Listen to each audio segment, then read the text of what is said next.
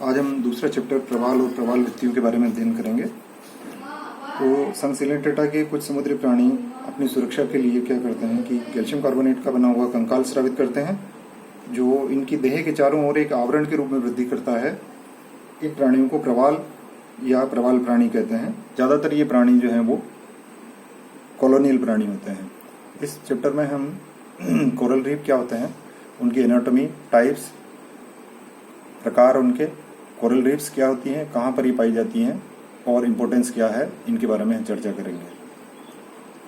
अब सबसे पहले कोरल रीफ क्या होती है कि एक माउंटेड रीज होती है जो उसमें कि लिविंग कोरल हो सकते हैं, कोरल का स्केलेटन हो सकता है और कैल्शियम कार्बोनेट का डिपोजिशन हो सकता है, जो कि दूसरे कोरल के अलावा दूसरे प्राणियों का भी हो सकता है, जैसे कि कैलकेरियस एल्गी हो सकती है इसमें।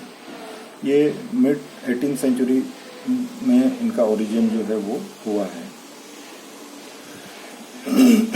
इसके बारे में कुछ संरचनाएं अगर हम बताएं या जैसा आपके उसके बारे में लूँ पहले से शुरू से मैं उसके ऊपर से, तो प्रवाल पॉलिप की संरचना अगर हम देखें तो एक छोटा सा कोमल प्राणी ये होता है, 10 मिलीमीटर लंबा और 1 से 3 मिलीमीटर व्यास का ये हो सकता है। एकल जो प्रवाल होते हैं उनका पॉलिप ज़्यादा विकसित होता है, लंबा होता है या 25 सेंटीमीटर डायमीटर का ये हो सकता है। इसके बेस से ये कैल्शियम कार्बोनेट का सिक्रीशन जो है वो करता है और बेसल डिस्क जो है वो इसके अंदर नहीं पाई जाती है। तो अग्र सिरे पर मुख्य बीम के केंद्र से इसके चारों ओर अनेक टेंटाकल्स जो हैं वो पाए जाते हैं। इसको अगर आप इस डायग्राम में ध्यान से देखें तो कोरल की पॉलिप की एनाटॉमी हम बाहर से ये किस प्रकार का दिखता है और अंदर से ये किस प्रकार का दिखता है, इसको यहाँ पर समझाने का प्रयास जो है वो किया गया है। ये जो टेंटिकल्स की जो हम बात कर रहे थे कि ये टेंटिकल्स हैं इसके अंदर ये, और ये इसके अंदर निडेरिया में ये आता है, इसलिए इसके अंदर आपका निडोसिल्स जो है वो पाई जाती है और ये इसका बेस है। तो बेसल डिस्क इसके अंदर नहीं पाई जाती है और जो मुख्य बिंब जो होता है उसके चारों ओर अनेक टेंटिकल्स जो हैं वो इसके अंदर पाए जाते हैं। ये माउथ है इसका और ये टेंटिकल्स इसके अंदर हैं, ये यहाँ पर इसमें और आप इसको डिटेल से देख सकते हैं। टेंटिकल्स इसके अंदर ये पाए जाते हैं। फेरिंग्स पाई जाती है, किंतु इसके अंदर फेरिंग्स के अंदर जो खांचे जो होती है इसकी वो इसके अंदर नहीं पाई जाती है।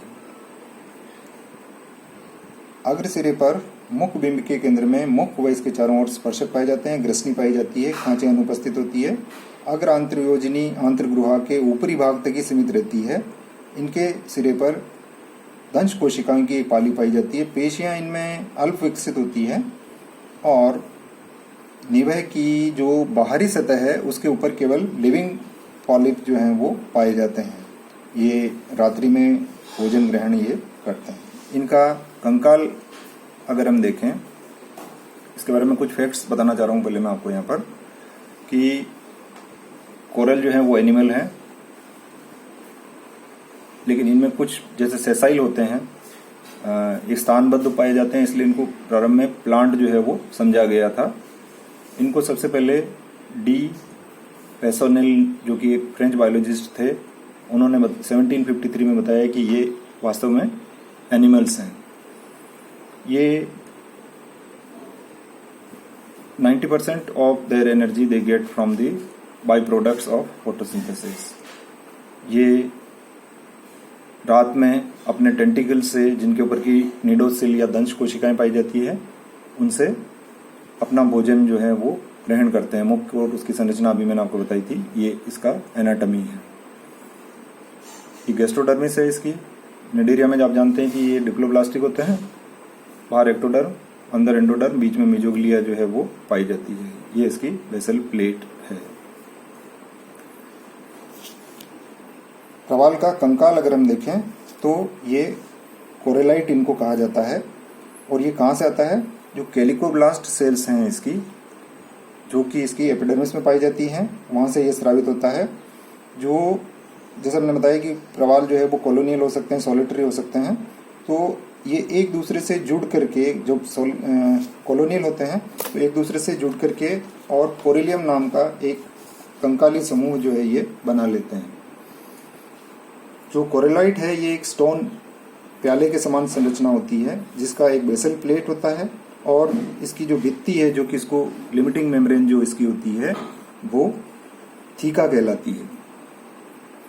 यहाँ पर आप देख सकते हैं ये बेसल प्लेट है और ये थीका है। इसमें प्याले के समान गुहा में कई सेप्टम जो हैं वो पाए जाते हैं। ये हम कॉलोनी वाले की बात कर रहे हैं तो ये सेप्टम हो गए हैं इसके अंदर जो कि इसको एक दूसरे से अलग कर रहे हैं। ये सेप्टम हो गया है यहाँ पर। ये प्रवाल का जो पॉलिप कंकाल का जो श्रावण है वो प्लेनुला लार्वा से विकसित पॉलिप से किया जाता है जो कि किसी चट्टान के साथ में जुड़ जाता है और वहां पर ये अपने आप को सेटल कर लेता है। तो ये सबसे पहले प्रोटोथीका बनाता है और इसकी जो एक्टोडर्म होती है उससे एक बेसल प्लेट का निर्माण जो है होता है जिसके द्वारा ये इसके चारों ओर जुड़ा रहता है और इसके चारों ओर फिर थीका बन जाता है। इसमें बडिंग की क्रिया होती है, मुकुलन होता है और नए प्रकार के पॉलिप जो हैं वो इससे लगातार बनते रहते हैं। ये भी कंकाली संरचना इसी प्रकार से स्रावित करते हैं और लगातार इसकी वृद्धि जो है वो होती जाती है। यहाँ पर आपको कुछ उदाहरण में दे रहा हूँ, उनको आपको ध्यान में रखना है कि जैसे हमने कहा कि सोलिटरी हो सकते हैं, एकल हो सकते हैं या समूह में पाए जाने वाले हो सकते हैं। तो उदाहरण ध्यान रखिए, फंजिया और फ्लेबेलम और कैरियोफाइलम, कैरियोफिला, तीन नाम ध्यान रखिए यहाँ पर, फंजिया, फ्लेबेलम और कैरियोफिलिया। एकल जो निवह हैं, एक निवह के जो कोरल में होते हैं उनको मिलाकर के कोरेलियम कहते हैं। इसके अंदर एक कोरेलियम के अंदर हजारों कोरल जो हैं वो हो सकते हैं। इसके बारे में हम थोड़ी देर बाद और चर्चा करेंगे यहाँ पर। इसी प्रकार से जो कॉलोनियल कोरल हैं उनके नाम ध्यान रखिए आप यहाँ पर, फेविया, मैड्रिपोरा और एक्रोपोरा। ये तीन उदाहरण बहुत इंपॉर्टेंट है, इनको आप ध्यान से समझिए और याद कर लेना। ये तीन उदाहरण आप जो सॉलिटरी हैं उनके और तीन उदाहरण जो कॉलोनियल हैं, निवही हैं, उनके आप ध्यान में रखिए। अब कोरल को अगर हम क्लासिफिकेशन आपको ध्यान होगा, फर्स्ट ईयर में आपने पढ़ा है इसका, तो हाइड्रोजोआ, ऑक्टोकोरेलिया और हेक्साकोरेलिया, तीन प्रकार के कोरल जो हैं वो पाए जाते हैं। जो फर्स्ट वाला है आपका हाइड्रोजोअन प्रवाल, इसमें जो क्लास हाइड्रोजोआ आती है उसके ऑर्डर हाइड्रोकोरेलिया के कुछ सदस्य हैं जैसे मिलीपोरा, स्टाइलेस्टर और डिस्कीपोरा। ये क्या करते हैं कि ये एक शाखादार कैल्शियम का बाह्य कंकाल का श्रावण करते हैं और अन्य कंकाल अन्य प्रवाल के साथ में प्रवाल भित्ति में पाए जाते हैं। इनमें अधिचर्म द्वारा एक कैलिकोप्लास्टिक लेयर बनाई जाती है और इसके अंदर इसके गैस्ट्रोजोइड और डेक्टिलोजोइड यानी दो प्रकार के जैविक जीवक जिनको कि हम पॉलिप कहते हैं। ये पॉलिप की संरचना आपके को नजर आ रही है। बेसिक संरचना हमने यहाँ पर बताने की कोशिश की है। दूसरा ऑक्टोकोरेलिना, ये क्लास एंथोजोआ में सब क्लास ऑक्टोकोरेलिया के सदस्य हैं जैसे एल्सायोनियम, जैसे डेडमैन फिंगर कहा जाता है। एक कोमल प्रवाल होता है और मीजोग्लिया में जो कैल्केरियस स्पिक्यूल्स इसके अंदर पाई जाती है। इसी तरह से ऑर्डर स्टोलोनिफोरा का एक ट्यूबोपोरा आपने पढ़ा हुआ है जिसे ऑर्गन पाइप कोरल कहते हैं, जो कि कॉलोनियल होता है और ये कैल्केरियस स्पिक्यूल्स इसके अंदर पाए जाते हैं और इसमें हर नली के अंदर एक पॉलिप रहता है और ये पॉलिप जो है वो एक दूसरे से जुड़े रहते हैं। इनका रंग जो है वो लाल होता है, ये ध्यान रखना है आपको। पूछा जा सकता है इसके अंदर कि लाल रंग जो है वो क्यों होता है, तो लोहे के लवणों के कारण से ये होता है। इसी तरह से ऑक्टोकोरेलाइना में ऑर्डर सिनोथिकेलिया के जो सदस्य हैं वो हीलियोपोरा जैसे नीले रंग के होते हैं, तो वो ब्लू कोरल्स कहलाते हैं। बाद में कोरल्स की अलग अलग टाइप्स भी हम वहां पर पढ़ेंगे। एक सी फेन नाम आपने सुना हुआ है, आपने स्पॉट भी देखा है, इसका म्यूजियम स्पेसिमेन देखा है। समुद्री पंखा कहा जाता है इसको, हॉर्नी कोरल भी कहा जाता है। तो इसका जो कंकाल है वो श्रृंगी प्रोटीन का बना रहता है। और तीसरा और अंतिम प्रकार है इसका हेक्साकोरेलाइन, जो कि ऑर्डर मैड्रिपोरेरिया के सदस्यों में पाया जाता है। इसको स्टोन कोरल या ट्रू कोरल इनको कहा जाता है। तो ज्यादातर प्रवाल भित्ति का अगर हम भाग देखें तो उसमें आपका हेक्साकोरिलियन कोरल्स ही बनाए इसका मुख्य भाग बनाते हैं, जैसे कि मैड्रिपोरा है। अब इनके द्वारा जो ये डिपोजिशन हो रहा है, तो इनकी जो डेथ होती है तो ये जो स्केलेटन है इनका वो डिपोजिट होता रहता है और इस तरह से उसके ऊपर लगातार नए कोरल जो हैं वो ग्रो करते रहते हैं, पॉलिप उसके, तो कोरल भित्ति जो है वो इस प्रकार से बनती है। तो प्रवाल भित्ति क्या होती है और इनके प्रकार क्या हैं? प्रवाल भित्तियाँ क्या है कि हमने कहा कि ये जो पॉलिप्स हैं इनकी जब डेथ होती रहती है तो इनका जो स्केलेटन है वो जमा होता रहता है और इस तरह से एक ऊंचा पहाड़ के जैसा टीला जो है वो बन जाता है। तो इनकी उत्पत्ति जल की सतह के निकट होती है। तो होगा क्या कि पॉलिप जो है वो बडिंग के द्वारा प्रजनन करते रहते हैं और कैल्शियम कार्बोनेट का स्रवण करता है और इस तरह से प्रवाल भित्ति का लगातार निर्माण जो है वो होता रहता है। एक बहुत अच्छी परिभाषा जो है वो वेलेंड वागन के द्वारा 1917 में दी गई थी कि प्रवाल भित्तियां चूने के पत्थरों से बनी कटक या पर्वतमाला जैसी संरचनाएं होती हैं जो प्रवाल पॉलिप द्वारा स्रावित की जाती है और इसका ऊपरी सिरा जो है वो समुद्र की सतह के पास में होता है। इसके अंदर मेड्रिपोरेरिया के जो स्टोन कोरल्स हैं वो उनके द्वारा मुख्य रूप से बनाई जाती है, लेकिन हाइड्रोकोरेलाइना जैसे एल्साइनोरिया भी इसके अंदर भाग लेते हैं। इसके अलावा मैंने आपको पहले बताया था कि जो प्रोटोजोन्स हैं, इकोनॉमिक इंपोर्टेंस में बताया था मैंने आपको कि जो फोरामिनिपोरा ग्रुप है वो भी कैल्शियम कार्बोनेट का कंकाल बनाते हैं और ये सेटल होता रहता है नीचे। तो शैवाल इसके अंदर एक जू जेंथिला भी उसके साथ में पाई जाती है, ये प्रकाश संश्लेषण की क्रिया करती है। तो एक चीज ध्यान रखिए कि कोरल क्योंकि एक लिविंग एनिमल है और इसके साथ में जू जेंथिला एल्गी पाई जाती है, तो एल्गी कहाँ तक पाई जाएगी? जहां तक कि प्रकाश अंदर की ओर जा रहा है, समुद्र के तल में नीचे की ओर प्रकाश जहां तक जा रहा है। तो कोरल केवल उन्हीं भागों में पाए जाते हैं जहां प्रकाश पहुंचता है। तो ये जो क्रिया है वो सहजीवन की क्रिया जो है वो होती है। तो इसमें क्या होगा कि कैल्शियम का तो है ही है, वहां पर उनका स्केलेटन बनेगा और इस क्रिया में कार्बन डाइऑक्साइड गैस की उत्पत्ति जो है वो होती है। जो प्रवाल हैं वो कहाँ कहाँ पाई जा सकती हैं? प्रवाल भित्तियाँ छिछले और गर्म जल वाले समुद्र में पाई जाती है, जैसे इंडो पैसिफिक, पश्चिमी केंद्रीय पैसिफिक और बर्मुडा के उत्तर में स्थित कैरिबियन प्रदेश में ही पाई जाती है। फ्लोरिडा की, वेस्ट इंडीज के टापू, बहामा, बर्मुडा, एक डायग्राम के थ्रू मैं आपको बताने की कोशिश करूंगा इसमें, जो ट्रायंगल बना करके बता रखा है कि ये वहां पर मुख्य रूप से ये पाई जाती है। तो अगर हम पृथ्वी के हिसाब से देखें तो भूमध्य रेखा की दोनों ओर हैं जहां पर जल का ताप जो है वो अन्य समुद्रों के जल से अधिक होता है। तो इसके लिए क्या होगा कि इसके कारण से टेम्परेचर अधिक होने की वजह से जो प्रवाल हैं वो कैल्शियम कार्बोनेट का सिक्रीशन अधिक करेंगे। और अगर हम डेप्थ देखें इसकी तो समुद्र में 30 से 35 मीटर की गहराई तक ये पाई जाती है। इसके नीचे तापक्रम घट जाता है और साथ ही प्रकाश भी कम पहुंचने लगता है, इसके कारण से ये वहां पर वृद्धि नहीं करती है। अगर इनका टाइप्स हम देखें तो प्रवाल भित्तियां मुख्य रूप से 3 प्रकार की पाई जाती है, जिनको यहाँ पर बताने की कोशिश की गई है। पहला प्रकार है जिनको हम फ्रिंजिंग रीफ कहते हैं या इनको झालरदार भित्तियां कहा जाता है। तो यहाँ जो बताया हुआ है पहला वाला देखिए आप यहाँ पर फ्रिंजिंग रीफ, ये फ्रिंजिंग रीफ है। ये किसी महाद्वीप या ज्वालामुखी के तट पर निकट पाई जाती है और तट से 400 मीटर के लगभग ये समुद्र के द्वीप के निकट फैली रहती है। इसकी वृद्धि समुद्र की ओर होती है जिसको कि फ्रंट कहा जाता है। जैसे देखिए आप ये तट है, इसके लगभग 400 मीटर की दूरी के ऊपर ये पाई जाती है और इधर समुद्र है तो इसकी वृद्धि जो है वो समुद्र की ओर होगी नेचुरली। और ये 50 से 100 मीटर चौड़े एक प्लेटफॉर्म के रूप में पाई जाती है। गहराई की अगर हम बात करें तो ये 35 से 100 मीटर तक होती है। तो इनमें चट्टान और तट के बीच में कोई जल मार्ग जो है वो नहीं पाया जाता है, इसलिए इनको झालरदार भित्तियां या फ्रिंजिंग रीफ कहा जाता है।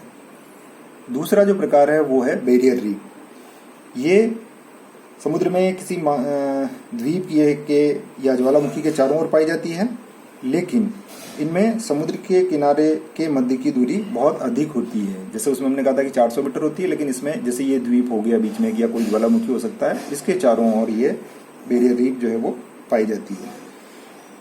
ये जल की जो चौड़ाई है वो मिनिमम 800 मीटर, इस द्वीप से ये जो दूरी है वो मिनिमम 800 मीटर और मैक्सिमम ये 10 माइल तक जो है वो हो सकती है। तो इसके बीच का जो भाग एक बन गया है कि ये ज्वालामुखी है या कोई छोटा द्वीप है, इसके चारों ओर ये प्रवाल भित्ति बनी हुई है, इसके बीच का भाग लगून कहलाता है। इसमें गहराई जो है वो 10 से 50 फैदम तक होती है। फैदम जो है वो समुद्र के सतह की गहराई को नापने की एक इकाई है। तो ये क्षेत्र जो है वो शांत होगा। क्यों शांत होगा? क्योंकि यहाँ पर ये द्वीप है और इसके चारों ओर ये बैरियर रीफ है। तो पानी की जो लहरें जो या तेज लहरें जो उठती हैं वो ये बैरियर रीफ रोक देती है। तो ये जो लगून वाला एरिया है ये थोड़ा शांत प्रकार का होता है। इसके कारण से क्या होगा कि इसको ये आपका जो पोर्ट हैं उनके लिए बहुत अच्छी जगह है, बंदरगाह जिसे कहा जाता है। इसमें जलयान चल सकते हैं। और एक बहुत अच्छा उदाहरण इसका ग्रेट बैरियर रीफ ऑस्ट्रेलिया की है, जो कि 2000 किलोमीटर तक लंबी है और तट से 150 किलोमीटर दूर तक फैली हुई है। तीसरा जो प्रकार है वो है आपका एटॉल। ये वृत्ताकार या घोड़े की नाल की आकृति की होती हैं, जिनके बीच में एक लगून होता है और इसको लगून द्वीप कहते हैं। ये लगून 90 किलोमीटर तक चौड़ा हो सकता है, लेकिन ये पूरी तरह से गोल नहीं होकर के और बीच बीच में खंडित जो हैं वो हो सकती हैं। गहराई इसकी 20 से 90 मीटर हो सकती है और इसका जो भित्ति का बाहरी सिरा है वो समुद्र की तली तक धीरे धीरे ढलवा होता जाता है, यानी ढलान जो है वो इसका बढ़ता जाता है। ये हिंद महासागर में हजारों की संख्या में एटोल पाए जाते हैं। सबसे बड़ा एटोल जो है मालदीव के सुवा द्वीप में है। ये इसका क्षेत्रफल 68 बाई 52 किलोमीटर और इसका डायमीटर अगर हम देखें तो 195 किलोमीटर है, जो कि सबसे बड़ा है। और इसके इस पेरिफेरी में लगभग 102 द्वीप आ जाते हैं। और एक दूसरा उदाहरण जो है वो बिकाइन एटोल है, जो प्रशांत महासागर के अंदर ये पाई जाती है। तो इसके ये बनती कैसे है, इसके बारे में कई सिद्धांत जो हैं वो दिए गए हैं। उनके बारे में भी हम चर्चा कर लें यहाँ पर कि एक डार्विन ने एक सिद्धांत दिया था, उसके अनुसार उसको अवतलन सिद्धांत जो है वो कहा जाता है। अवतलन सिद्धांत क्या कहता है कि प्रवाल भित्तियां सबसे पहले झालर के रूप में बनती हैं। समुद्र तल जो है वो लगातार नीचे धंसता जाता है, तो उसके बीच में जलमार्ग के चौड़ा होने के साथ साथ चट्टानें बन जाती हैं और एक तलखंड या एक द्वीप जो कि पूरी तरह नीचे चला जाता है तो एटोल बन जाती है। और इस प्रकार डूबने के कारण से चट्टानों की मोटाई बढ़ती जाती है और अनेक प्राणी इसके ऊपर आकर के और रहने लग जाते हैं। दूसरा जो सिद्धांत दिया गया था वो डेली ने दिया था, glacial control theory of daily. इस सिद्धांत के अनुसार जो ग्लेशियल एरा जो था उसमें जब बर्फ जम रही थी तो महासागरों का स्तर नीचे चला गया था। आज जिस स्तर पर है उससे 60 to 70 मीटर नीचे चला गया था। तो जो लहरें बनती थी वो तट को काटती थी, उसे प्लेटफॉर्म बन गए। और ये जो प्लेटफॉर्म बने थे ये प्रवाल की ग्रोथ के लिए अच्छे थे। जैसे जैसे वो बर्फ पिघलती गई तो तापमान बढ़ता गया, तो कोरल जो है वो ग्रोथ करते गए। और जैसे जैसे तल उठता गया, समुद्र के का जो तल है वो पानी की मात्रा बढ़ने के कारण से उठता गया, उसके साथ साथ ये प्लेटफॉर्म भी ऊपर की ओर उठते चले गए। तो ये प्रमाण भी मिले हैं कि जो प्रवाल भित्तियां आज भी निमग्न जो थल हैं, यानी जो अंदर की ओर डूबा हुआ है, उसके ऊपर उठती जा रही है। और ये प्रवाल भित्तियां 10 से 200 mm पर ईयर की वृद्धि जो है वो करती है। तो इनकी मोटाई को अगर देखते हुए अगर हम देखें तो जो प्रवाल भित्तियां हैं ये 15,000 से 30,000 साल पहले बनी हुई लगती है।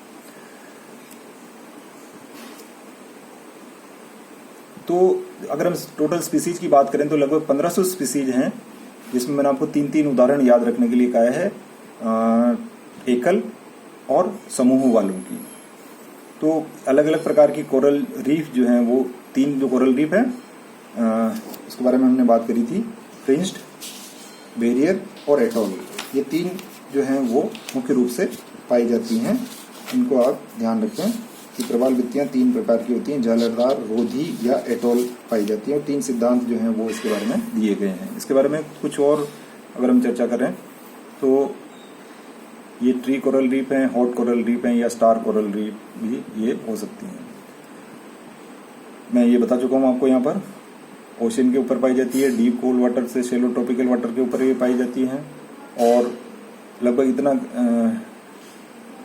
स्क्वायर किलोमीटर जो है वो हो रहती हैं, जो टेम्परेचर जो है वार्म होना चाहिए हमारा। और अगर हम पृथ्वी के ऊपर देखें तो भूमध्य रेखा के दोनों ओर ये पाई जाती हैं, 30 डिग्री दोनों ओर ये पाई जाती हैं। इस चित्र में इसके डिस्ट्रीब्यूशन को बताने का प्रयास किया गया है, जिसके बारे में बता चुका हूँ मैं आपको। ये इक्वेटर है, भूमध्य रेखा से 30 डिग्री इधर और 30 डिग्री साउथ की ओर। ये मुख्य रूप से इनका, क्योंकि इनको टेम्परेचर की आवश्यकता होती है, इसके ऊपर जाएंगे आप तो टेम्परेचर उतना इनको नहीं मिलता है। डिस्ट्रीब्यूशन वाइज देखें हम इनको, तो मैंने आपको बताया पहले कि सबसे अधिक एशिया पैसिफिक में है, फिर अफ्रीका में, यूरोप में, फिर लैटिन अमेरिका में और नॉर्थ अमेरिका में ये सबसे कम है उसके अंदर। अब इनको थ्रेट्स क्या क्या हैं? तो क्लाइमेट चेंज और पॉल्यूशन दो मुख्य रूप से इनके लिए खतरे का कारण है। ये रिप्रोडक्शन किस प्रकार से होता है, उसके अंदर एसेक्सुअल रिप्रोडक्शन होता है, बडिंग होती है और लगातार जो है वो पॉलिप जो है वो बनते रहते हैं, पॉलिप सेटल होंगे और इस तरह से ये कोरल रीफ बनती है। इसके बारे में यहाँ पर बताया था। अब इसका इम्पोर्टेंस क्या है, आर्थिक महत्व क्या है इसका? पहला तो जैव विविधता बहुत अधिक इसके ऊपर पाई जाती है और दूसरा ये तट की रक्षा करने का काम करती है और इनसे हमें कई मेडिसिनल वैल्यू है इनकी और टूरिज्म को ये बढ़ावा देती है। तो इनका निर्माण हजारों सालों पहले हो गया था और इनके जो जहाँ पर ये एक इंडिकेशन है कि पेट्रोलियम प्रोडक्ट जो हैं वो इनके आसपास ज़्यादा मिल सकते हैं, तो पेट्रोलियम इंडस्ट्री के लिए ये बहुत महत्वपूर्ण है। दूसरा, जैसे हमने कहा कि बायोडाइवर्सिटी को ये बढ़ाती हैं, तो ये जीव जंतुओं को रहने के लिए एक आधार देती है। इसके ऊपर sponge, sea anemone, worms, crabs, snail, starfish, sea urchin, holothuria आदि अनेक जाति की मछलियाँ, इसके अलावा अनेक जाति की मछलियाँ जो हैं वो इनके ऊपर अपना आवास बनाती हैं। और टूरिज्म का जो मैंने बताया आपको कि जैसे लक्षद्वीप, मालदीव और प्रशांत महासागर में फिजी जो है वो अच्छे स्थान हैं, तो ये सुंदर और आकर्षक दृश्य उत्पन्न करती है और इसके कारण से पर्यटन जो है वो बढ़ता है। कोस्टल प्रोटेक्शन में बताया मैंने आपको कि ये किनारों को कटने से बचाती है, नहीं तो जो ज्वार भाटा जब आता है तो किनारे लगातार इससे कटते रहेंगे। इसके अलावा भी कुछ और इम्पोर्टेंट चीज़ें हैं जिनमें कि मैंने आपको बताया था कि इनके पत्थरों से मकान बनाए जाते हैं। कल शायद मैं आपको एग्जांपल दे रहा था कि वो जो फोरामनीफेरा शेल्स हैं उनसे जो लाइमस्टोन बनता है, इससे पेरिस में जो बिल्डिंग्स हैं वो ज़्यादातर इससे बनी हुई है। इनके जो आसपास के जो एरिया हैं वहाँ सोर्स है एक अच्छा ये स्टोन का। दूसरा कि कुछ जो है इनका धार्मिक महत्व भी है और मेडिसिन में भी इनको काम में लिया जाता है। जैसे मूंगा जिसे हम कहते हैं, आप जानते हैं मूंगा क्या होता है? मूंगा जैसा ज्योतिषी को बताते हैं, वो कहते हैं कि आपका ये ग्रह कमजोर चल रहा है और इसके लिए मूंगा पहनना चाहिए। एक तो वो कारण तो है ही है, अंगूठी में इनको जो स्टोन है वो उसको लगाया करके और पहना जाता है, माला के रूप में पहना जाता है। और मूंगा जो है वो काफ़ी दवाइयों के रूप में काम में लिया जाता है। जैसे आयुर्वेद में एक दवा है प्रवाल पिष्टी जिसे कहते हैं, वो हमें एक्चुअली किससे मिलता है? रेड कोरल से मिलता है, जो कि नाम याद रखिए आप इसको, कोरेलियम रूब्रम। इसे अंगूठी और नेकलेस के रूप में भी लिया जाता है। और साउथ इंडिया में रेड कोरल और पाइप कोरल से कुछ औषधियाँ भी बनाई जाती है। इसमें कैल्शियम कार्बोनेट और मैग्नीशियम कार्बोनेट अधिक होता है, तो सीमेंट के लिए इसको कच्चे माल के रूप में भी काम में लिया जाता है, यानी इससे सीमेंट जो है वो बनाई जाती है।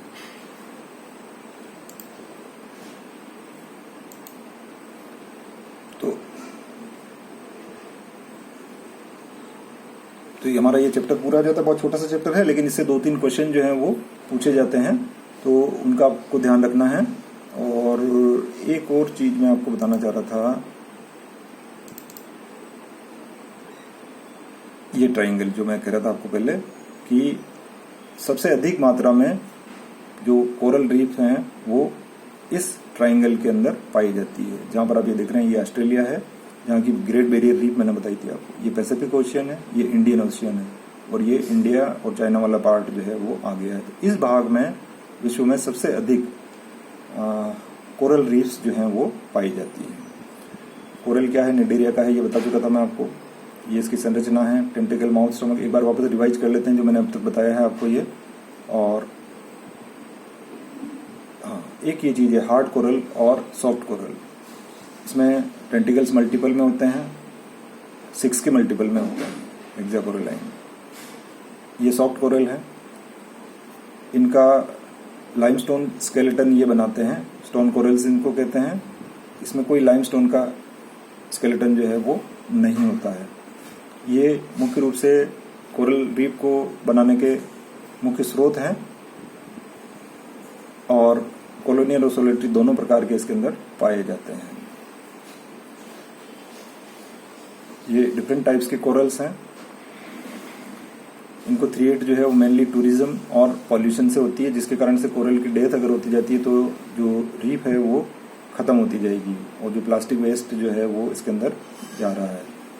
क्लाइमेट चेंज हो रहा है, डिफॉरेस्टेशन हो रहा है, उसके कारण से टेम्परेचर में चेंज हो रहा है।